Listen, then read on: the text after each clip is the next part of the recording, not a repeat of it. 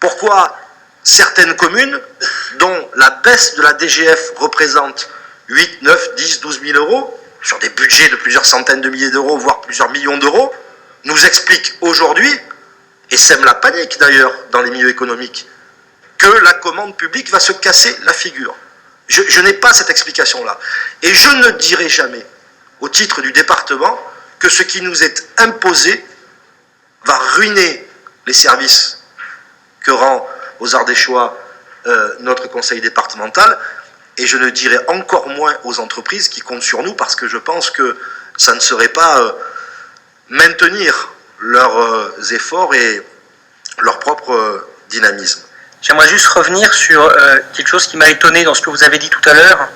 Et vous avez eu des propos presque méprisants pour les petites communes en parlant de leurs 10 000 euros de dotation générale de fonctionnement en baisse qui finalement n'impactaient pas tellement ni le local, ni le département, ni même le national. Et vous voyez, par rapport à ça, je pense que vous faites une double erreur. Une erreur macroéconomique et une erreur microéconomique. Une erreur macroéconomique pour une raison très simple, à supposer que les 10 000 euros par commune soient justes. Il y a 36 000 communes, ça fait 360 millions d'euros. Et donc, quand bien même on supprimerait 360 millions d'euros d'investissement, vous voyez bien que macroéconomiquement, c'est un extrêmement fort impact. Et ces 10 000 euros pour les petites communes, c'est en plus des chiffres qui ne sont pas vérifiés dans les faits. Je prendrai l'exemple, par exemple, d'une commune qui n'est pas si petite pour le coup, la commune d'Aubenas. Figurez-vous que la baisse des dotations générales de fonctionnement, pour être compensée, nécessiterait une augmentation des impôts locaux de 27%. 27%. Donc, ne sous-estimons pas l'impact des baisses des dotations générales de fonctionnement pour les communes en général, pour les petites communes en particulier. Et la deuxième erreur, ça c'était l'erreur macroéconomique. 360 millions, c'est le minimum, en fait, c'est en milliards ça chiffre. Et votre deuxième erreur, elle est microéconomique. C'est quand on baisse, vous le savez bien, un budget, la première chose qui trinque, c'est non pas le fonctionnement, parce que vous avez fait un rapport avec les frais de fonctionnement. En fait, c'est l'investissement qui trinque. Et donc, parce qu'il faut raisonner en marginal, et on vous enlève en fait votre marge d'action. Parce que vous le savez très bien, les communes ont des frais de fonctionnement qui sont obligatoires, quasiment. Après, des frais même d'investissement qui sont obligatoires, en termes de rénovation des réseaux, que sais-je.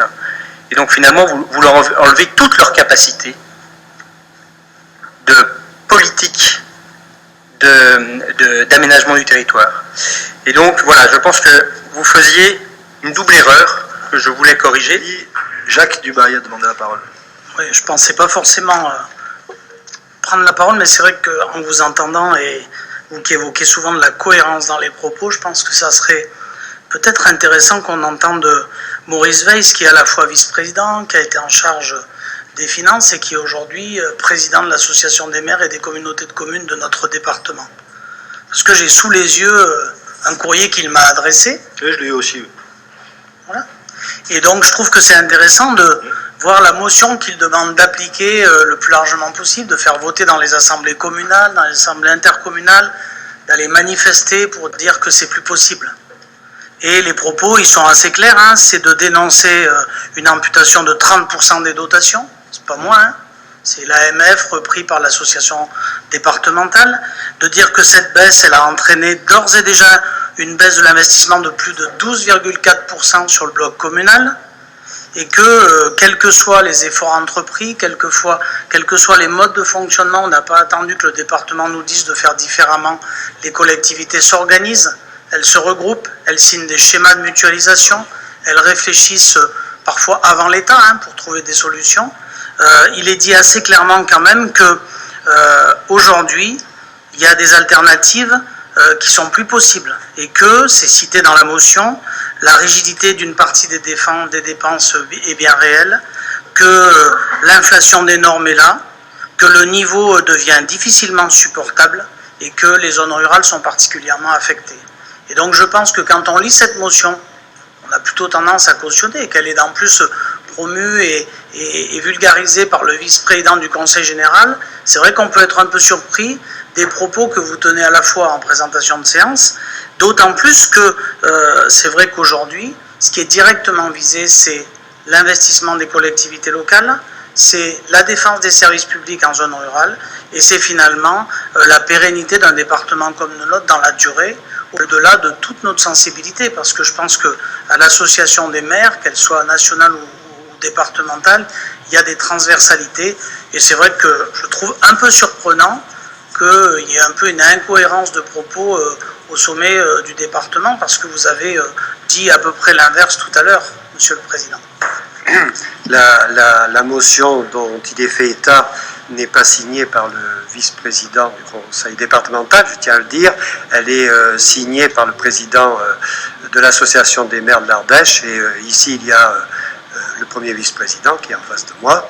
Et donc nous avons eu effectivement une réunion de notre conseil d'administration sur laquelle nous avons décidé de réagir à l'initiative de l'Association nationale des maires de France sur les baisses des dotations.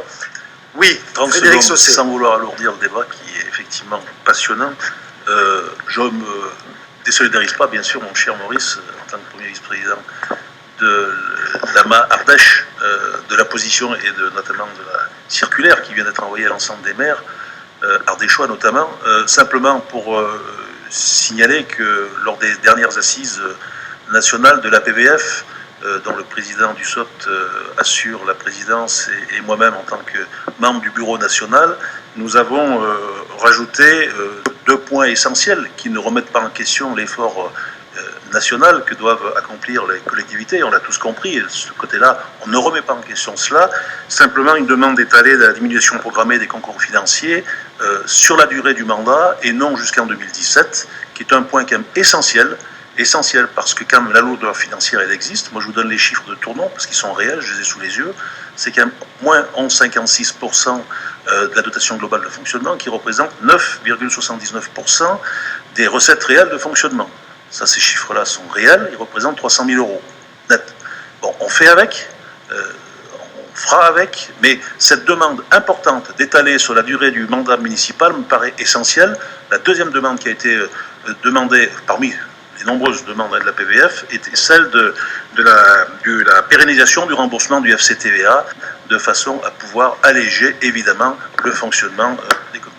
Voilà ce que je voulais rajouter en précision. Merci.